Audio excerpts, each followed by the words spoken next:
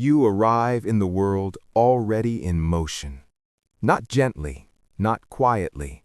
You hit the ground and the ground hits back, hard, wet, cold, and before your lungs have finished taking their first breath, something in you is already trying to stand. This is not learned behavior. This is not instinct you developed over weeks of careful observation.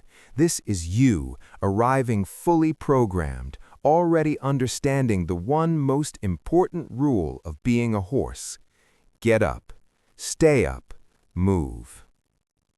You are approximately 60 pounds of long legs, enormous eyes, and terrified perfection.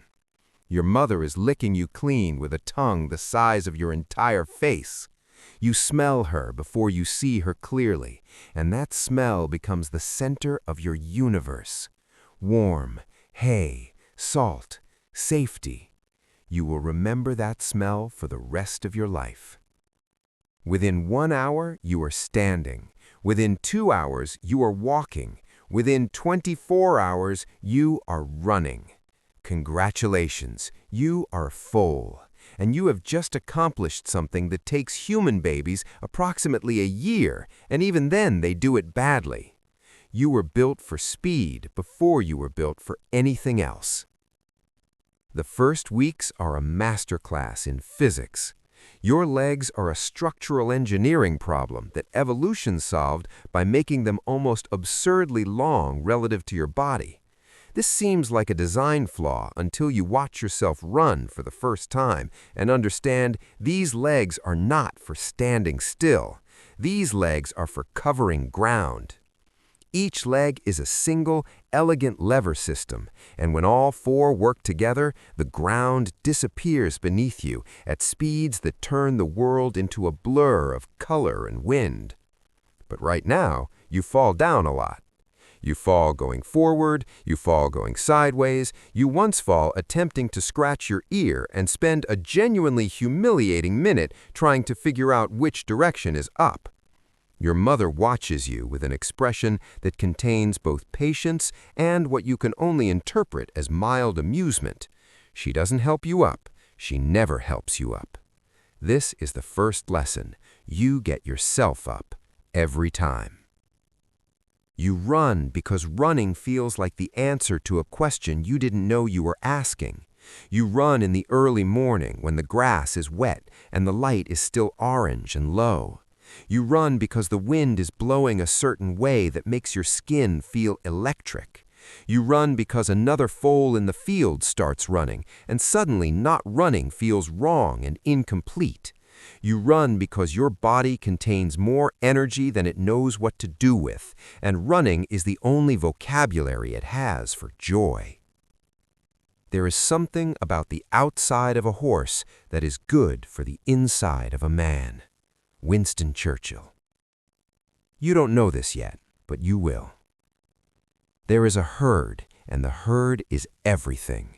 This is not a social preference. This is not you being friendly. This is the foundational operating system of what you are. You are a prey animal. You are the thing that gets eaten. And the only reason your species is still alive after 60 million years of being delicious is that you figured out very early on that alone means dead. The herd has a structure. There is a lead mare, not the biggest, not the loudest, but the wisest. She is the one who remembers where water is in a dry summer. She is the one who lifts her head and goes very still before any of the others has noticed anything wrong. She is the one who decides when to run and when to stand. She does not issue commands, she simply moves, and everyone follows because everyone understands that her judgment has been tested by more seasons than most of theirs. Watch her, learn from her. This is your first education. Your second education comes from your nose. You can smell a storm 3 hours before it arrives. You can smell a predator on a wind that is blowing from a direction that should make it impossible. You can smell the emotional state of every horse within 20 feet of you, fear, anger, contentment, boredom, as clearly as if it were written in large letters. Your nose is a news feed, an early warning system, a social network, and a navigation tool all at once. Your ears move independently of each other and of your eyes, rotating like satellite dishes to track sounds from multiple directions simultaneously. You can hear things humans cannot hear at all. You can feel vibrations through your hooves that arrive before the sound does. Your body is a sensory instrument so finely tuned that the whole world is louder, closer, more detailed than most creatures will ever experience it. You don't miss anything, not one thing. Summer in the field is a full life in miniature. The grass is long and green, and it tastes different in every corner of the pasture, sweeter near the stream, drier near the fence, tinged with clover in the low spots where water sometimes collects after rain. You develop opinions on grass, strong ones. You have preferences. You have a specific corner of the field you return to every morning because the grass there in the early light is simply better than anywhere else, and this is non-negotiable. You spend 16 hours eating. Not because you're lazy, because this is how a horse works. You have a small stomach relative to your body size, which means your digestive system is designed for constant, slow movement through a landscape, grazing as you go, never stopping in one place long enough to strip it bare. You were built for a life in motion, a life that covers ground, a life where the next meal is always a few steps further along the horizon. You eat and you walk, and you eat and you walk.